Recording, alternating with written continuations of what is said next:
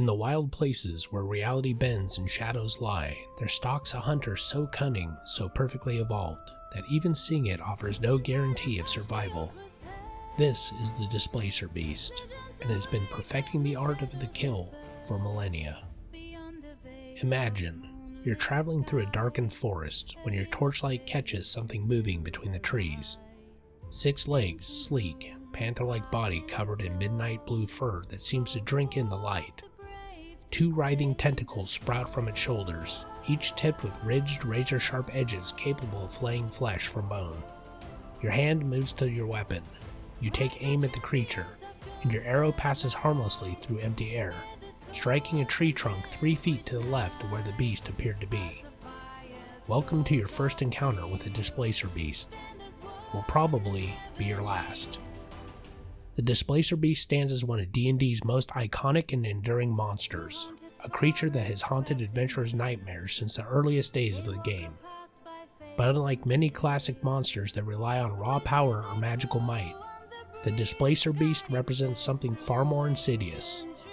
A predator so perfectly adapted to hunting that it bends the very fabric of reality to ensure its prey never sees death coming. The Displacer Beast's journey into D&D is a fascinating tale of cross-pollination between science fiction and fantasy. The creature was directly inspired by the Curl, a cat-like alien from A.E. Van Vogt's 1939 science fiction story Black Destroyer. The Curl was a 6-legged feline predator with tentacles that could drain the life force from its victim. Gary Gygax and the early D&D designers saw the potential in this concept and adapted it for their fantasy game, keeping the distinctive 6-legged body and tentacles while transforming the creature from an alien into a magical beast. The Displacer Beast first appeared in the original D&D supplement, Greyhawk, in 1975, making it one of the game's earliest additions beyond the core rulebook. From the beginning, it was defined by 2 key characteristics: its tentacled panther-like appearance and its signature displacement ability. This wasn't just another monster to fight, it was a tactical challenge that forced players to think differently about combat. Over the decades, the Displacer Beast has evolved while maintaining its core identity. In Advanced D&D 1st Edition, it was a fearsome predator of 6 hit dice, with a natural armor class that made it difficult to hit even without displacement. The creature's signature ability created a unique challenge. All attacks against it had a -2 penalty to hit because the beast appeared to be several feet away from its actual location. 2nd Edition expanded on the creature's ecology, introducing the concept of Displacer Beast packs and their territorial nature.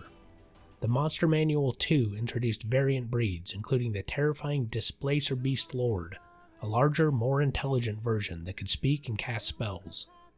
These additions transformed the Displacer Beast from a simple monster into a species with its own complex society. 3rd Edition refined the mechanics while keeping the core concept intact. The displacement ability became more sophisticated, granting the beast a 50% miss chance against all attacks. This edition also introduced the idea that true seeing and similar divination magic could overcome the displacement, creating interesting tactical decisions for players. 4th Edition took a different approach, making Displacer Beast shifters who could teleport short distances as part of their attacks. While mechanically distinct, this maintained the core theme of a predator that wasn't where you thought it was. 5th Edition returned to the classic interpretation, bringing back the disadvantage on attack rolls while streamlining the mechanics for modern play. A mature Displacer Beast is a thing of terrible beauty. Standing roughly 4 to 5 feet at the shoulder and stretching 9 to 10 feet from nose to tail, these creatures combine the grace of a great cat with otherworldly modifications that mark them as something fundamentally wrong in the natural order. The beast's body is covered in sleek fur that typically ranges from deep blue to blue-black, though some rare specimens sport purple or even green coloration. This isn't just pigmentation. The fur seems to absorb and bend light in subtle ways, contributing to the creature's natural camouflage. In dim light or shadows, a Displacer Beast can be nearly invisible even without using its displacement ability. 6 powerful legs provide the beast with exceptional stability and agility. Unlike earth felines that rely on 4-legged motion, the Displacer Beast's hexapedal structure allows for incredible bursts of speed and the ability to change direction mid-leap without losing momentum. This makes them devastating ambush predators. They can leap from concealment, strike with their tentacles, and bound away before the prey can react. But it's the tentacles that set the Displacer Beast apart. Two muscular appendages sprout from the creature's shoulders, each capable of extending 5 feet from the body. These aren't simple whips. They're sophisticated weapons covered in hardened, razor-sharp ridges that can slice through leather armor like parchment and crush bones with a constrictor's strength. The tentacles move with disturbing independence, able to strike at multiple targets simultaneously while the beast's powerful jaws go for the throat. The Displacer Beast's namesake ability is what transforms it from a dangerous predator into a legendary terror. Through some combination of innate magic and biological adaptation, these creatures constantly bend light around their bodies, creating an optical illusion that makes them appear to be 3 to 4 feet away from their actual position. This isn't invisibility or illusion in the traditional magical sense. The displacement is a persistent reality-warping effect that operates continuously. When you see a Displacer Beast, you're seeing the actual creature, but your eyes are receiving light that has been bent and twisted in its journey to reach you. Your brain interprets it as the beast being in one location when it's actually in another. Imagine trying to land a sword blow on a target that appears to be 5 feet in front of you but is actually 5 feet to the left and 2 feet closer. Even experienced warriors find their muscle memory useless against Displacer Beasts. Archers and spellcasters have it worse. By the time their attack reaches where the beast appears to be, it was never actually there. The displacement only fails under 2 conditions. First, if someone manages to land a solid hit despite the disadvantage. Shock temporarily disrupts the effects until the start of the beast's next turn. Second, the ability doesn't function in complete darkness or against creatures that don't rely on sight, since there's no light to bend. This has led to the fascinating tactic of adventurers intentionally blinding themselves or fighting in pitch darkness to have a fair chance against these creatures. While not sapient in the way humanoids are, Displacer Beasts possess a predatory intelligence that rivals or exceeds that of the smartest terrestrial predators. They're not mindless killing machines, they're calculated hunters who study their prey, learn from their mistakes, and adapt their tactics accordingly. A Displacer Beast will often stalk potential prey for hours or even days before striking, learning the target's patterns, weaknesses, and capabilities. They show a particular talent for recognizing spellcasters and will often prioritize eliminating magic users first, having learned through evolutionary pressure that wizards and clerics pose the greatest threat to them. These creatures are also known to hold grudges. A Displacer Beast that has been injured or driven off by a particular group of adventurers may track them for weeks, waiting for the perfect moment to strike when they're separated, weakened, or sleeping. There are documented cases of Displacer Beasts following adventuring parties across hundreds of miles to exact revenge for a fallen mate or pack member. Displacer Beasts are typically solitary hunters, but they're not completely antisocial. During mating season or when hunting particularly dangerous prey, they form temporary packs of 3 to 6 individuals. These packs demonstrate sophisticated cooperative hunting strategies that make them exponentially more dangerous than lone beasts. Pack hunting Displacer Beasts will coordinate their attacks with frightening precision. Some will create distractions while others circle around for flanking attacks. They'll deliberately attack from multiple angles to prevent their prey from predicting where the real threat will come from, turning their displacement ability into a nightmare of false targets and phantom strikes. The social structure of a pack is based on age and combat prowess rather than formal hierarchy. The most experienced hunter typically takes the lead in planning ambushes, but all pack members contribute to strategy through a complex system of vocalizations and body language that researchers are still struggling to fully understand. Displacer Beasts favor dense forests, particularly old-growth woods where thick canopy creates patches of light and shadow that enhance their natural camouflage. They're most commonly found in temperate and subtropical regions, though they've been reported in almost every climate except the most extreme Arctic and desert environments. These creatures claim vast territories, sometimes spanning dozens of square miles. They mark their boundaries through a combination of claw marks on trees, scent markings, and the strategic placement of kills. Other predators quickly learn to recognize and respect these territorial markers. Few creatures are foolish enough to challenge a Displacer Beast for hunting grounds. Within their territory, Displacer Beasts establish multiple dens, rotating between them to avoid predictability. These dens are usually located in difficult to reach places such as rocky outcroppings, dense thickets, or cave systems with multiple entrances. A displacer beast will never sleep in the same den 2 nights in a row, a habit that makes tracking and hunting them incredibly difficult. Interestingly, displacer beasts seem to have an affinity for areas where the barriers between planes are thin. They're frequently encountered near fey crossings, sites of ancient magical catastrophes, or places where reality is somehow malleable. Some scholars theorize that these locations strengthen their displacement ability, while others suggest that beasts originated from another plane entirely and are naturally drawn to these weak points in reality. Displacer beasts are obligate carnivores with a preference for fresh kills. While they can survive on carrion if necessary, they strongly prefer to hunt live prey. Their diet is remarkably diverse. In the wild, they'll take down everything from deer and wild boar to giant insects and smaller magical creatures. A fully grown displacer beast requires approximately 30 to 40 pounds of meat per day to maintain its metabolism and fuel its reality-bending abilities. Displacer beasts have developed a taste for sapient prey, not because such creatures taste different or provide better nutrition, but because hunting intelligent, tool-using prey presents the ultimate challenge. A displacer beast that has successfully hunted and killed armed, experienced adventurers gains a kind of pride in its accomplishment and will specifically seek out such prey in the future. Their hunting technique is a masterclass in patience and precision. A displacer beast will identify a game trail or area of frequent activity, then position itself in a concealed location downwind of where prey is likely to pass. It can remain absolutely motionless for hours, its dark fur blending into shadows, while its displacement makes even direct observation uncertain. When prey comes within range, the attack is explosive and brutally efficient. The beast launches itself from concealment in a blur of motion, tentacles whipping out to entangle and crush while powerful jaws go for the throat or spine. Against a single unaware target, the fight is usually over in seconds. Even if the initial strike doesn't kill, the tentacles can pin prey in place while the displacer beast delivers the killing bite. Displacer beasts reach sexual maturity at around 4 to 5 years of age and are believed to be capable of living up to a century in ideal conditions, though few survive that long due to the violent nature of their existence. Most wild displacer beasts live perhaps 30 to 40 years before falling to larger predators, territorial disputes, or the accumulated injuries from a lifetime of hunting.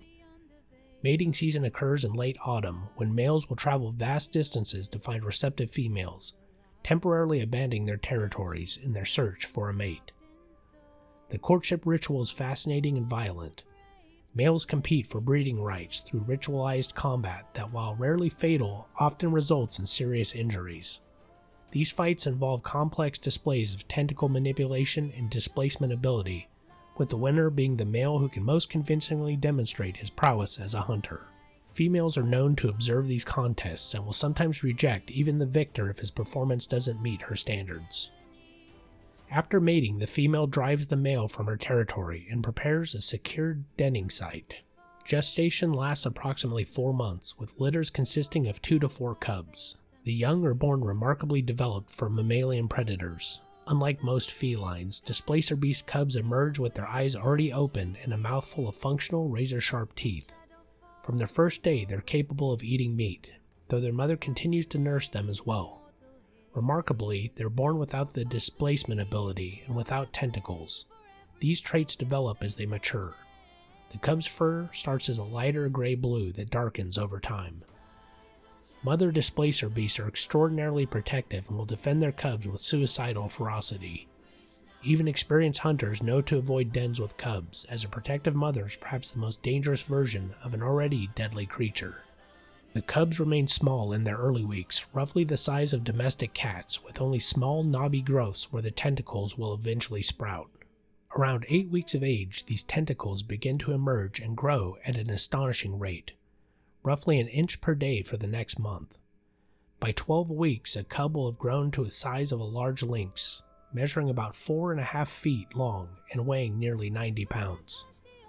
The cubs reach physical maturity at around 4 months of age, though they'll continue growing for years to come. At 4 months, they're fully developed enough to hunt, with their displacement ability now functional and their tentacles at fighting length. However, the mother doesn't release them immediately. She spends an additional 2 months teaching them the art of the hunt, how to stalk, when to strike, how to use their displacement for maximum advantage. This is perhaps the most critical period in a young displacer beast's education. At approximately 6 months of age, the mother drives her offspring from her territory, forcing them to establish their own hunting grounds. This is the most dangerous period in a young displacer beast's life. Many don't survive their first year alone. Those that do will continue to grow, reaching their full adult size by their second year.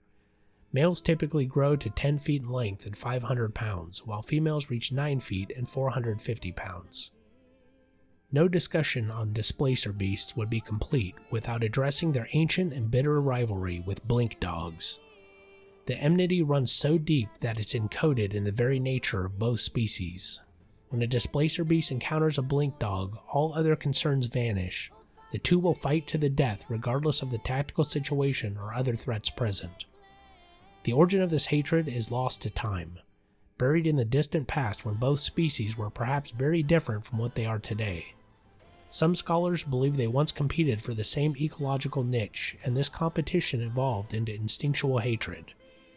Others point to old legends suggesting both species were created or modified by opposing powers who built this antipathy into their very beings. Whatever the cause, the hatred is absolute and instinctual.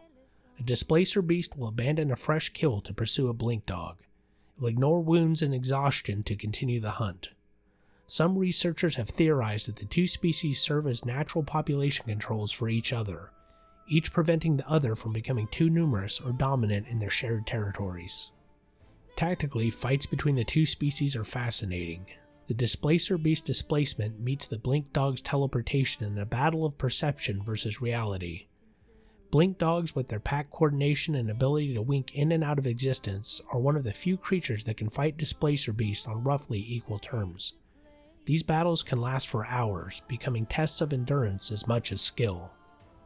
Among displacer beasts, rare individuals emerge with intelligence far beyond their kin. These Displacer Beast Lords are the stuff of nightmare legends, combining the species' natural hunting prowess with near-human intelligence and innate spellcasting ability. A Displacer Beast Lord typically stands a full head taller than standard members of its species and possesses 4 tentacles instead of 2. But the real difference is in the eyes. Where a normal Displacer Beast has the predatory stare of an apex hunter, a Lord's gaze holds cunning and calculation that borders on sapience. These exceptional creatures can speak, usually knowing Common and Sylvan at minimum. They use this ability sparingly, preferring to let their actions speak for them. But when they do communicate, it's with an intelligence that can be deeply unsettling. They understand complex tactics, can negotiate, though they rarely choose to, and some have even been known to forge temporary alliances with other evil creatures to accomplish specific goals. Displacer Beast Lords also possess innate magical abilities, typically including spells like invisibility, darkness, and various fear-based effects. Combined with their natural displacement and superior combat abilities, their challenge is suitable for experienced adventuring parties. They often rule over packs of normal displacer beasts, commanding them with a combination of dominance, displays, and strategic intelligence. Pack Lords are another rare variant. Displacer beasts that have achieved dominance over large groups of their kind without necessarily possessing the increased intelligence of true lords. These are the largest and most aggressive specimens, battle-scarred veterans who maintain control through sheer physical dominance. A pack lord will claim a particularly rich territory and tolerate other displacer beasts within it, but only as subordinates who provide tribute in the form of kills. These packs can number up to 12 individuals and pose a serious threat to settlements on the edge of wilderness areas.